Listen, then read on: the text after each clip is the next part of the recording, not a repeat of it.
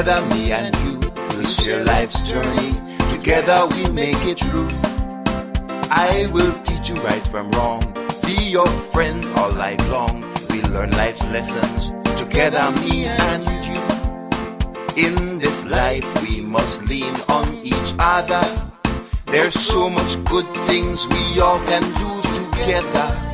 We'll read a book, tell a story, share a poem, take a journey, only me and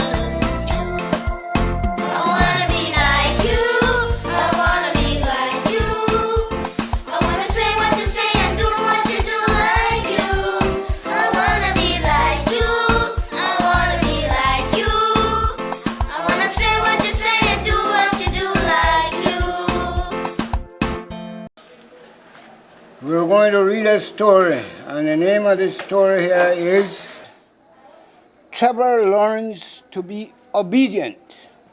Boys and girls, what time is it? Story time!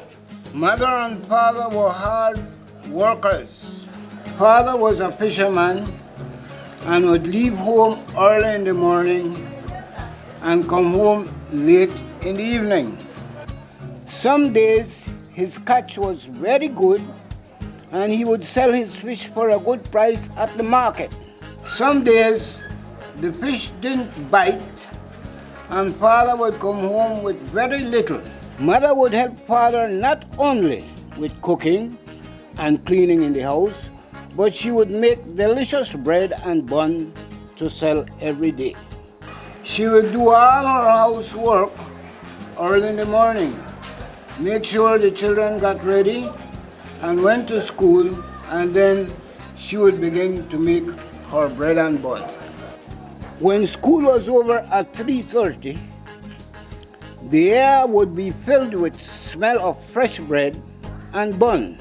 It wasn't strange for boys and girls to put together their shillings and buy a bread or a bun to eat as they walk home. They would pull apart the hot treat that seemed to melt in their mouth and laugh and talk as they went home.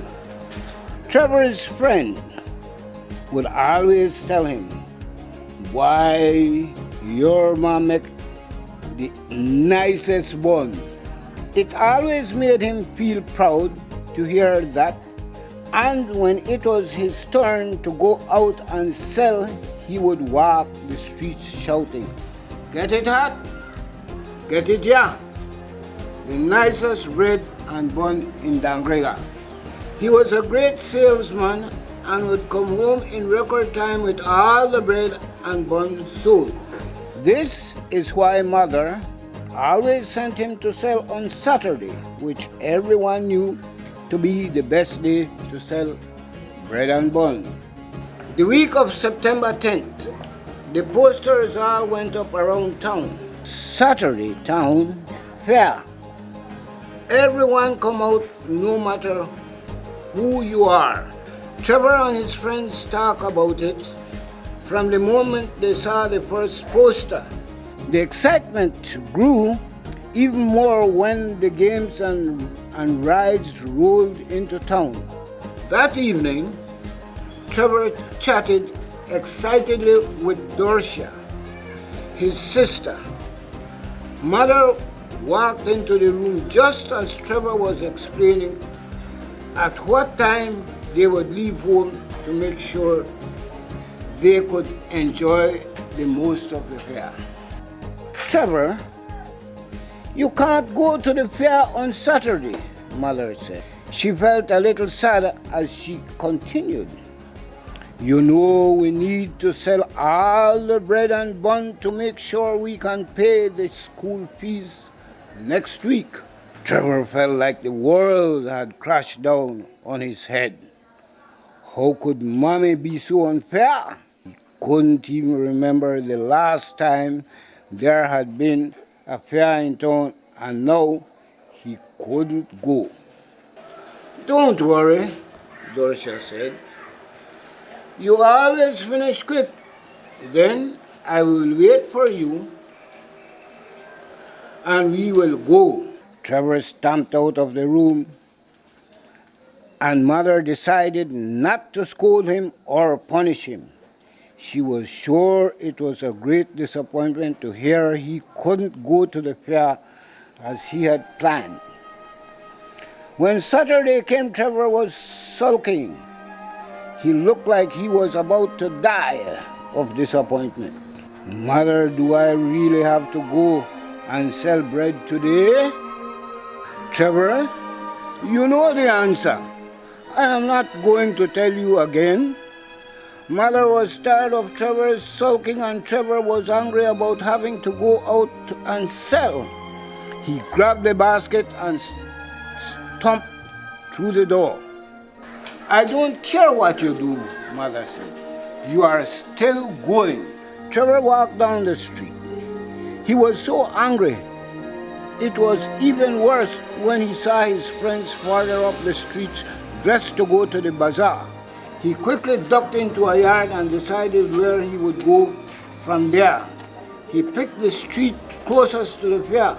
That way, as soon as he was finished selling, he would be on his way.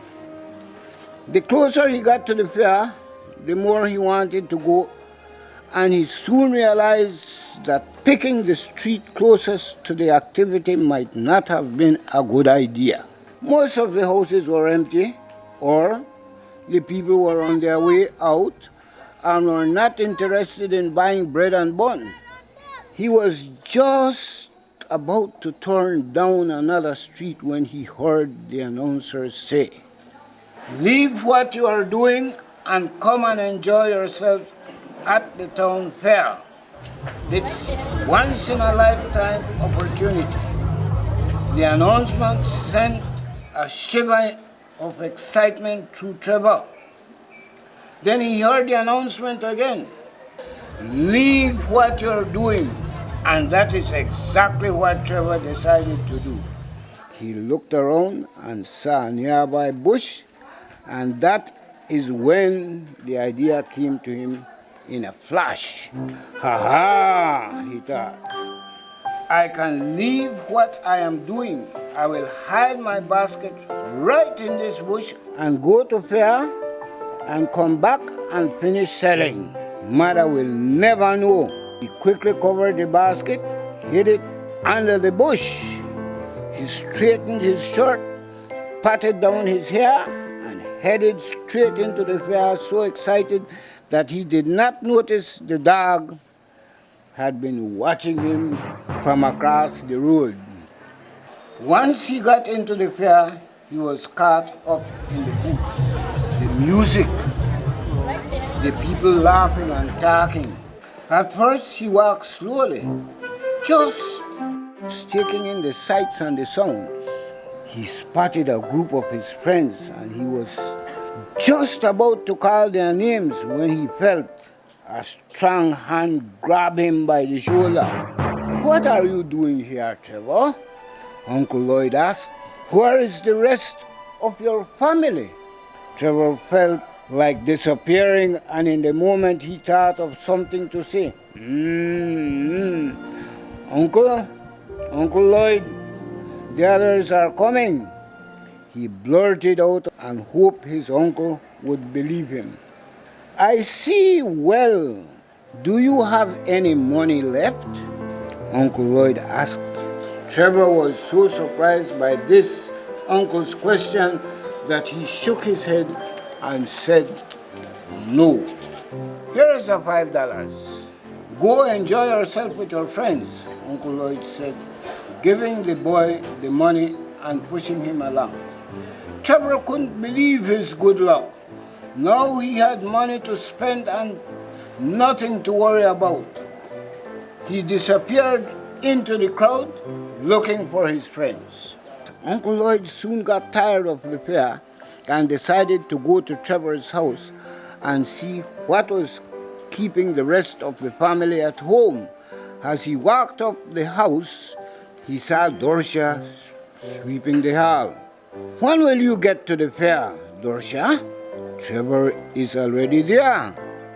When Mother heard what Uncle Lloyd said, she jumped up. "Trevor is at the fair? What is he doing there?" she asked. Dorcia, go and get your brother. Bring him home immediately. Dorcia practically ran out of the door. She had never seen Mother so upset before. As Dorcia got closer to the fair, she saw a big dog near some bushes. This dog was eating bread. Dorcia walked a little closer to the dog so she could get a good look at what was happening. The dog growled angrily at her as she passed by. I wonder whose bread the dog is eating, she thought as she reached the gate for the fair. As luck would have it, Trevor was walking out at that very moment. Trevor, Mother is so angry with you. What are you doing here? We need to go home now.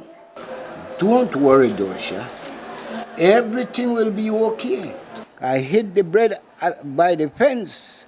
I will just pick it up and finish my sales.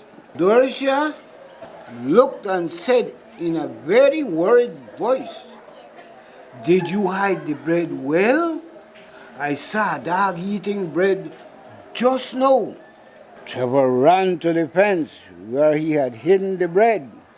Dorcia was close behind. Trevor quickly realized it was his basket on the ground and all the hot bread and bun were covered in dirt as the dog ate them greedily. He went to pick up the basket, but the dog growled at him and Dorcia and started to chase them. When they finally got away, Trevor began to cry. Uncle Lloyd is there, and he already told Mother he saw you at the fair. Trevor took a deep breath, and he didn't walk very fast with his empty basket as he headed towards the house. He stood in front of the house for some time, trying to get enough courage to go inside. Finally, he went in, told his mother what had happened. She was so angry. Trevor was certain he was about to get the whipping of his life. "Look at what you have done, Trevor. All the good bread and bun, and now no extra money to help pay the school fees. I should get the belt and give you a good whipping. How could you be so irresponsible?" Trevor hung his head in shame, certain he would get a whipping he wouldn't soon forget. "Don't whip him," Uncle Lloyd said. He felt really sorry for Trevor. He could see the boy had been crying. "I am sure he will never do anything like this again." "Please, Mother," Trevor said, starting to cry again. "I will never do this again. I promise, I promise. Tell me what I can do to make it up to you." Mother was quiet, and finally she said, "Go to your room, Trevor. I will punish you in the morning." Trevor's punishment included not only working for Uncle Lloyd for 3 weeks without any pay, but also all the house chores for about a month. Father had a long talk with Trevor about being responsible and obedient. Trevor never disobeyed his parents again, no matter how much he wanted to do something else.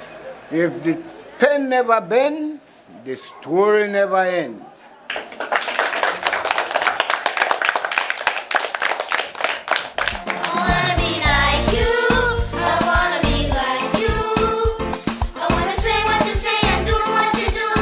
What did we learn from the story? Question number one. What did the children tell Trevor about his mom's bun and bread? The children told Trevor that his mom's bread and bun were the nicest buns. The children told the boy that how his mother bread and bun was the nicest. The children told Trevor that his mom made the best bread and bun. Why was Trevor mad at his mom? Trevor was mad at his mom because he didn't get to go to the trade fair. Trevor was mad at his mom because when his sister went for him from the fair, his mom railed up to him and put him on punishment. Trevor was mad because his mother didn't give him permission to go to the fair. Trevor was mad at his mom because his mom made him go out and sell buns instead of go to the fair. Where did Trevor hid the bun and bread, and what happened to them? Trevor hid the bread and bun in the bushes and the dog ate them. Trevor hid the buns behind the bush and the dog ate them. Trevor hid the bread and bun in the bushes, and when he went to the fair, the dog came and ate them. Trevor hid the bun and bread behind the bushes and the dog ate them. What was Trevor's punishment? To help his uncle and he would get paid and to clean up the house. Trevor's punishment was that he have to clean the house. His punishment was to help his uncle and clean the house for a month. What did you learn from this story? You have to obey your mother and father. To be obedient to your mother and father. To be obedient, follow your mother and father. To obey your mother and your father and to do what they tell you to do. If your mother or father tells you to do something, you should follow by what they tell you to do and don't do something else. You should listen to your mom and your father and don't do wrong things. To obey your parents and never disobey them.